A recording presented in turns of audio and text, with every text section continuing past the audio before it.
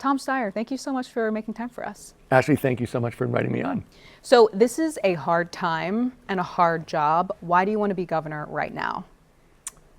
I want to be governor because I think California needs a results-oriented change maker to solve the problems that we're facing, the number one problem of which is Californians can't afford to live in California anymore. It's time for us to address the structural issues in California and get back to delivering the California dream for Californian citizens. California is facing multi-year money problems. Should you be elected governor, you'd have to handle this. The options on the table right now are either cutting taxes raising taxes or cutting programs. Which option do you see yourself choosing? Actually, I've said on the first day of my governorship, I will call a special election to close a corporate real estate tax loophole that people call split roll, which has been on the books since over 40 years, that's worth $22 billion a year to the cities and counties of California. I think I'm also talking about closing another corporate tax loophole called Water's Edge that's worth about $5 billion a year. We have a structural deficit in the state of California to deliver the services that Californians need and deserve. And I'm starting on day one, bringing tens of billions of dollars to the table so that we can actually deliver those services for Californians. But with closing those corporate loopholes, do you risk losing businesses, billionaires that this state is heavily relying on for its money? Well, one of the things that's true, Ashley, is I did spend 25 years in the private sector. I am very aware of how important it is to have a vibrant, growing, dynamic economy, which, let's face it, California's about half the growth of the whole United States. So let me ask you a question. I'm talking about closing a corporate real estate tax loophole. How many people do you think are going to take their office buildings or their shopping malls and move them to Las Vegas or Austin, Texas, or Miami, Florida? No, I am very deliberately thinking through the second order effects of everything I do. And if you look, I've taken on and passed propositions to put billions of dollars into Californians' pockets, taking on oil companies and beating them, tobacco companies and beating them, and out-of-state companies who were paying less California state tax on their Californians than California companies. None of those did anything to hurt our economy. Every one of those was closing a loophole that was unfair at the expense of California citizens, and that's what I'm talking about doing now. What should California do with the Medi-Cal that it's providing right now to undocumented people? So I am a fan of healthcare as a right. But what we've seen and what you're implicitly asking is, our healthcare costs have been ballooning for so long that at this point, healthcare is eating up every family, every business, every nonprofit, and the budget of the state of California. So in the short run, what I'm talking about doing in terms of meeting that shortfall is by closing these corporate tax loopholes, including especially this real estate tax loophole. Continue providing Medi-Cal. Yes. Okay. But let me say this. Long term, what we've seen is that healthcare has been escalating in cost in the United States and in California for 40 years at 6 to 8% a year, and there is no end in sight. I am also going to start preparing the state on day one of my governorship for single payer, actually trying to cut out the middlemen so we can deliver health care to all Californians at a reasonable price. We are paying about twice as much for health care per person as countries that use single payer. There's a reason for it. It's structural. It's going to be very complicated to get that done. It will take at least 3 years, but it's something that we absolutely have to do, because if you look at the state budget closely, what you see is every service is being squeezed, every reduction is being reduced, because healthcare just keeps eating up the budget. And we have to make a structural change to solve that. Okay, so two things to unpack here, and just for the folks who are watching this who don't know what single payer exactly is, it's getting rid of private health insurance. And the legislature has been having this debate for a long time with concerns that doing so could limit people's options. Maybe people do like their private health insurance. And there's also a lot of unknowns with trying to establish such a system. California is struggling to implement just basic programs, like a 911 program, for example.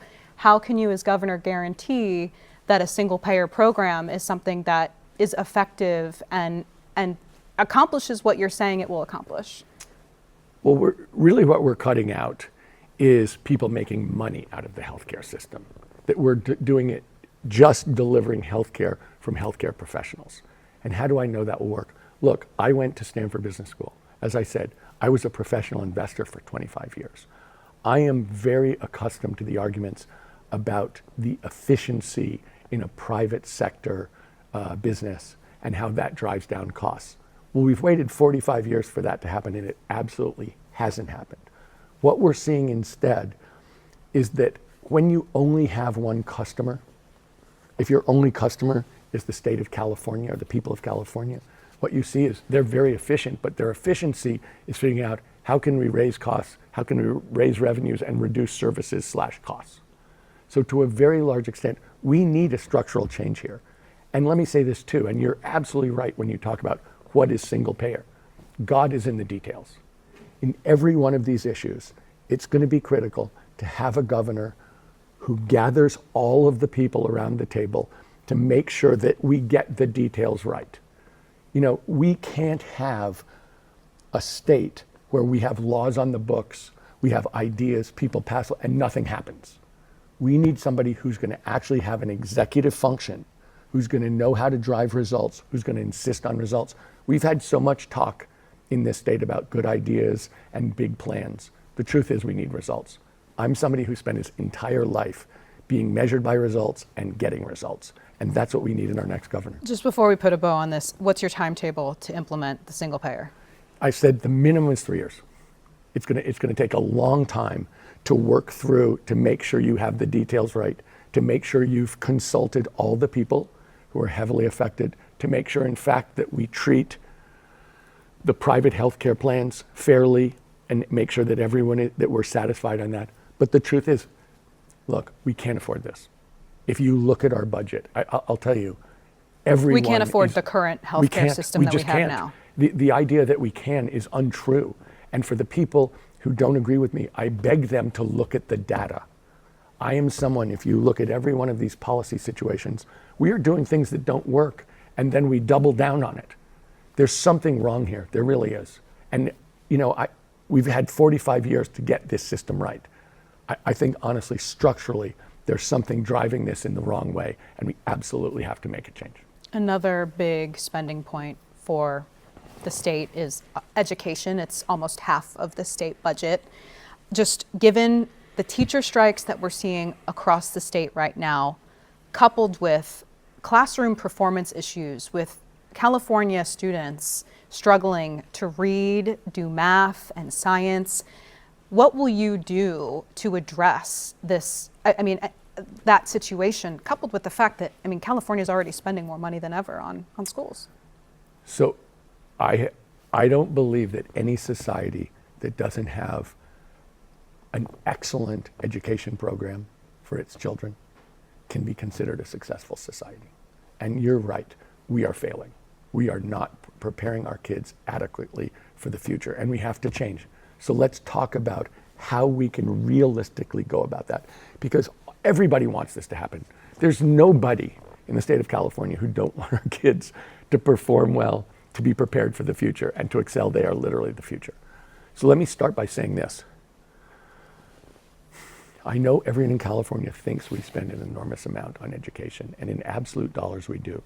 But once you do a cost-adjusted basis, because California is so much more expensive than the rest of the country, when you do a cost-adjusted basis, we spend 31st out of 50 states.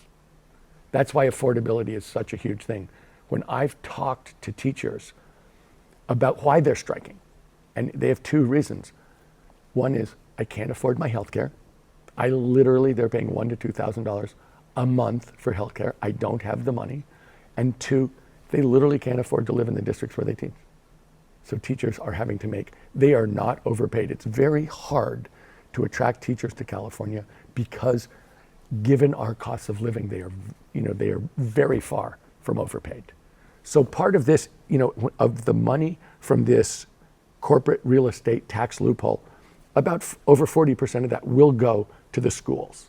But let's also talk about how we can do the schools better, because that's your implicit question of, I do think I'm right about the money, but I think it's also true. How can we better? And the one thing that I absolutely think we should be pushing harder is teacher support, teacher training. I think to a large extent, we need to put more money into the teachers themselves to get them to be their best selves quicker, because what we can see is we are not doing an adequate job there. We need to support our teachers who run the classrooms and give them all the tools possible so that in fact we can get back to being a top 10 state in the country, which we absolutely have to do, and we cannot, there can be no excuses if we don't do that. So more money. I think what I said was two things. I think what I said was more money into the system, but also much more teacher support and training. Which will cost money. Yes, and we need to pay it, because the truth is that if you look at all the studies over a long period of time, the amount of training, the amount of skill in the classroom is actually the most determinative thing in terms of how kids do. I know that, I know we've gone back to phonics, and I think that's a great thing, but the truth is preparing the teachers, supporting the teachers, and giving them the tools to succeed in the classroom is actually the single most powerful thing we can do. Okay, so switching gears, I'm curious, how would you specifically try to lower costs for Californians generally? Well, let me say this. Costs are a bunch of things. The first and biggest is housing. So let me start with housing. And I always say, there's no silver bullet in housing. It's silver buckshot. So we need to shorten the times and make the permitting simpler, because the cost and time of permitting is extremely high in our state and debilitating. We made a move on it last year in reforming CEQA, but we're far from done in terms of permitting. We need to, we've made a move on this too. We need to update our zoning requirements so that in fact we can build the houses where they're needed and where they're wanted. Third, we need to do industrial construction of houses. There is technology now to build off-site. That technology can drive down the cost per square foot of a house by a third to a half. That exists right now. The state needs to support that with buying power, because those are new companies and new technologies, but that technology is here and we need to drive down the cost per square foot. And if we can do that, that completely changes the game. Lastly, cities and counties are very reluctant to give permits. And they're reluctant to give permits for housing because every time they permit housing units, they're getting the equivalent of an unfunded mandate. People are going to live there, and the city and county are going to be responsible for their education and their healthcare, and they don't have enough money to do it. We changed the way we deliver money to the city and council 50 years ago. And so the last thing they want is more unfunded mandates. By closing the corporate real estate tax loophole, that delivers the money to the cities and counties so that they can go back to being willing to permit housing, which we absolutely have to do. I mean, actually, I'm sure you know this, but people are suffering. I was talking to somebody literally this week who's worked for the University of California system for 20 years, not a professor, but somebody who works as a custodian, who's living in his car. He has worked for the state of California for 20 years. He is a fully employed person. He has been a fully employed person. He's never not been a fully employed person. And he's living in his car. The cost of housing has got to come down. And there are ways to do this that exist. But if you're going to do it, my attitude is going to be, look, I'm going to look at every line on that cost of a house and ask why it can't come down. And it's going to be, we're going to have to take this as an urgent matter that is torturing Californians, torturing them. So it's like, it's not one of those things where, yeah, we'll deal with that next year. We won't deal with that next week. We will deal with that right away. Housing is a huge cost driver, of course, but regular, everyday Californians are dealing with high costs for I mean, essentially everything, whether that's groceries, services, the cost of everyday goods. And just you being a billionaire, I mean, what do you say to people who just feel like you can't actually relate to how much it actually costs to live in this state? Well, all I can say is two things. One, I spend my time traveling around the state of California talking to people. More than any other candidate for governor, every single day I am out on the road speaking directly to Californian citizens, because this is a huge state and one size doesn't fit all. So if you don't go to Salinas, you don't know how people feel in Salinas. And that goes for every part of this state, the Inland Empire where I was yesterday, every part of this state. So I am hearing this, my opinion, two things. If you see someone and look them in the eye, they're not a statistic anymore. And now all of a sudden, you know someone who's living in their car. You know someone who's been homeless and what that feels like. And so we all know the problems. The question is, your question really is about how deeply do you feel it?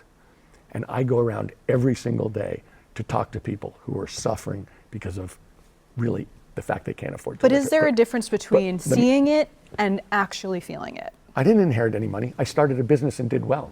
I don't think that I don't think that should be a bad thing. I started with absolutely nothing, and I've never inherited a single penny. So I'm someone who's had to start at the bottom. I mean, my business was one room, no windows, no partners, no employees. So I think I know what it looks like, and by the way, no salary. I think I know what it is to feel like when you have absolutely no money and you've got to hustle. But the second thing I will say is this. We need someone who's going to get results. We've had an awful lot of people in the state of California who have talked. What we need is someone who's actually going to get results. And I got results every year that I was in the private sector. And if you look at what I've done in terms of taking on funded corporate interests and getting rid of their loopholes, and I've registered over 1 million people in the state of California. We started a community bank 20 years ago, basically to go into the communities where banks wouldn't go and do low-income housing lending, used car lending, business lending to reverse it. We need someone who's going to get stuff done, who's going to get results. That's actually who I am. That's a segue, good one, to my next question.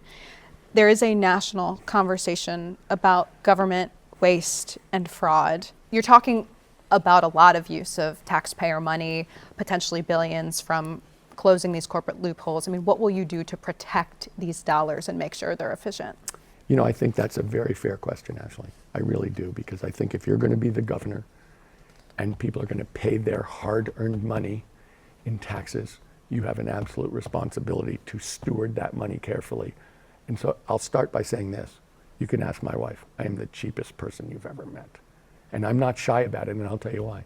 Because every dollar we don't waste is a dollar we can spend on a kid. Every dollar we don't waste is money we can spend on health care for someone who's sick. Give me an example of how you're the cheapest person. Well, I have one pair of sneaks. It's these? Yes, I drive an American These are, electric, sorry, just for people who can't see, are they Nike Air Force Ones? Yes. Okay. I drive an electric Mustang that's 3 years old. I had my last car for years.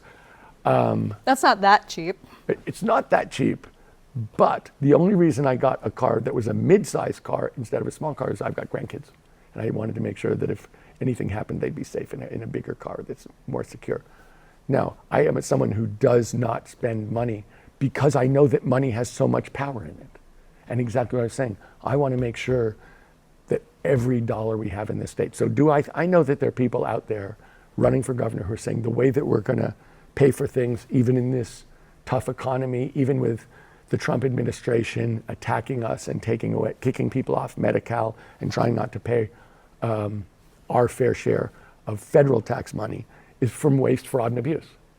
And I've talked to people inside the government to talk about that. And truthfully, will we be close on every dollar? We look at every single program and change the ones where we feel as if it's not effective. We're spending billions of dollars and it's not effective. So regardless of whether it's fraudulent, it's failing. And I said, I'm going to be a change agent. Look, we obviously have programs in our state where we're spending a lot of money and getting very poor and very expensive results. And the example I'd use here is we do low-income housing. It costs $900,000 a key. We're talking permanent supportive housing for homeless people, $750,000 a key. Okay, there is a number of programs in our state where you look at it and go like, okay, we need to understand exactly what's going into that because the bottom line doesn't work. And that's bottom line coming out of the pockets of California citizens and Californian corporations. And we need to make sure that they know that we're cheap as hell and we're going to make their money work really hard for them. Absolutely agree with you. And there's no excuse for it. But good grief, if I started in one room with no windows and no people, I think I know how to make sure we aren't wasting money. Speaking of, I guess, a room with no windows, California's prison system, just crime in generally in the state. I mean, there's a tug of war in California between, this court order that the state is under to stabilize its prison population, but at the same time, people in the state want to feel like criminals are being held accountable. How will you balance that? So let me say this. We're coming out of a period of mass incarceration where we had the highest prison population anywhere, and people were in prison for really long periods of time, and we've been moving away from that. The most recent change was Prop 36, which passed with like 70% of people voting for it. What that enables us is for non-violent criminals. So, and let's be clear, we need our streets to be safe. If we're going to revitalize our cities, we need to make sure that people are safe on the streets, period. And that's a absolute given. What Prop 36 said was, if you show up and do your mandated behavior, you can go for treatment instead of incarceration. You can be in places where, in effect, you can be gradually reintroduced back into society, be productive, and avoid going back to prison afterwards. So in my mind, there's been a big move, which I'm supportive of the concept of, it's not just incarceration, it's also rehabilitation. And so to a large extent, I fully appreciate violent criminals have got to be off the streets. They just do. For us to have the cities we want, that has to be true. But the move to treatment, the move to rehabilitation, which is something that has been ongoing for the last approximately 20 years, I'm fully supportive. It's much less expensive for the people of California. It's much more effective in terms of returning people to society. And it also absolutely does not preclude the idea that violent criminals have to be off the street. Okay, switching gears, should California delay its state climate goals? So, actually, I don't know how much you know about my history with climate. I know your history with climate. But I wrote a book, which I appreciate everyone watching this program is probably going to rush out and buy, which I think is fantastic, called Cheaper, Faster, Better: How We Win the Climate War. And my point is this: the technology is here where it is much cheaper to be clean than it is to be dirty. It is much cheaper to use renewable energy than it is to use fossil fuel energy. There is a gigantic electricity revolution sweeping the entire planet Earth. And if we miss it, and a lot of the technology comes from California, and the opportunities to build huge, profitable companies around these technologies absolutely exist, and we should be pushing as hard as possible. Climate goals, what we need to do, if you'll excuse me, we need to do 4 things, and these should be our climate goals. But so just your answer is no. We shouldn't change our We climate don't have goals. to, because my point is this: it's much cheaper to be clean on climate. Climate goals, it's like, which is cheaper to run? But renewable energy or fossil fuel energy? Renewable energy is much, much cheaper. Why don't we just do the clean, cheap thing? But many Californians may feel left behind in this movement right now. I mean, still 90% of registered cars in the state are gas powered. We have a loss of refining capacity in the state. While supply is dwindling, essentially, the demand is still there. I mean, how will you manage that situation, especially now with the war in Iran or any other geopolitical problem that could happen should you be elected governor? We need to have more refining capacity for the remaining internal combustion engines, for sure. But wouldn't that be counter to some of California's climate goals right now, if we allow the refining capacity to open back up? We're going to have that happen because, as you said, there's a base of people who need that, and people are not going to, scrap their car, which is a big capital expenditure for every family, in order to do something clean. They're going to wait until their car is no longer usable, or they're going to, or in one way, shape, or form. But let me say this.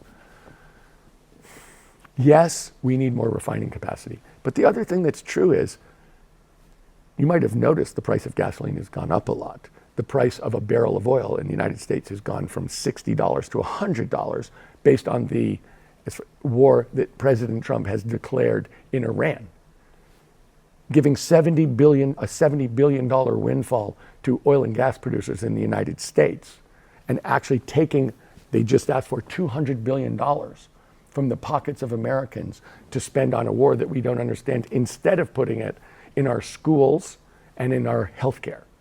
So when you ask me about should we be delaying it, no, we don't need to delay it, because the truth is what we need to do is deploy the clean technology. It's so much better. We have a president who's trying to prevent us from leading the 21st century and drag us back to the middle of the 20th century with much more expensive technology. I mean, it's absolutely counterintuitive. It's a terrible economic decision. We need to be in the forefront of technology. We're California. I said cheaper, faster, better. The cost of batteries plus renewables is so much lower than fossil fuels that it's a joke, and that is only going like that. Clean technology is getting less expensive, fossil fuels are getting more expensive. There's a huge gulf. Yet, secondly, let's make the polluters pay. They're polluting. Pay me. You know what? You don't get to take your The polluters garbage. are saying at this point, though, that if they continue to have to pay more, they're going to leave the state at a time when the state still needs them. The polluters, it depends where you define it. The oil industry, I should say. The oil industry, all we're talking about is the refining industry, not the oil industry, just these refiners.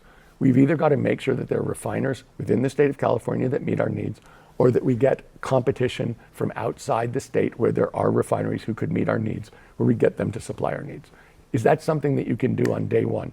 No, but the actual truth is we've got a very small number of refineries holding us up. We need to make sure that we have more options than just those, because they're going to, insist on windfall profits. How will you represent all Californians, even people who aren't in your political party? I can understand why you'd ask that, because I think some people don't behave that way, and the President of the United States doesn't behave that way. My job as governor is to absolutely represent every Californian. This is a democracy. People have a right to disagree. People have a right to different opinions, and the assumption should be Californians who disagree fairly, honestly, and with good intent. And so my attitude would be, I absolutely want to be a governor for every single Californian. And for people who disagree with me, let's have a conversation. I frankly love talking to people who disagree with me. I don't find it threatening. I think people in California overwhelmingly are people of good faith, of good interests, and who see the world differently. And isn't that what a democracy is all about? And it isn't about punishing people for disagreeing. It's about listening to people who disagree, and they might be right. Is there something on the other side of the aisle that you see that Republicans support that you're like, oh yeah, I could get behind that? Look, you talked about education. I may have a different answer. We all want to educate our kids. California Republicans feel as if they want to have a vibrant economy. Guess what? I want to have a vibrant economy. I absolutely want to make sure that Californian businesses continue to lead the world. We're talking about tactics, not values. And that doesn't bother me in the least. What grade would you give Governor Gavin Newsom for the last 2 terms? I don't know. Look, I A think, through F. I don't know. I think that people have come to really appreciate how Gavin has stood up. You won't give us a grade. You No, won't grade him? No, I haven't followed it closely enough to give him a grade. Okay. My last one for you. What are 3 words you would use to describe California under your leadership?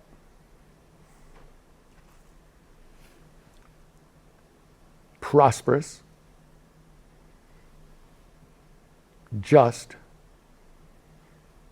shared values. All right. Tom Steyer, we appreciate your time. Ashley, thank you Thank so much you. for having me. Super fun.